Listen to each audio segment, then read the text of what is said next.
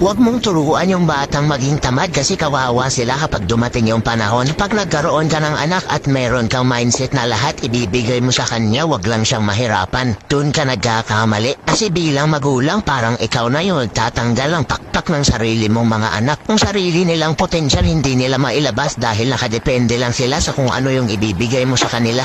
Ipong gagawa na lang sila ng assignment sa school, ikaw pa yung gagawa. Malaki na, hindi pa marunong magsaing, hindi pa marunong magwalis, hindi pa marunong maglaba ng sariling damit. Napakagandang pakinggan kapag magulang mismo ang nagbibigay ng mga pangangailangan ng anak, pero sa kabilang banda may negatibong epekto ito, lalong-lalo na kapag nasobrahan yung pag-spoil sa bata. Bilang magulang, isa sa pinakamagandang legasiya mo sa anak mo ay turuan silang lumipad, maging malakas, at matutong tumayo sa sariling mga paa nila. Yung kahit saan sila mapadpad na lugar, willing silang matuto para sa trabaho. Yung sila mismo yung magbabanat ng buto para sa sarili nila.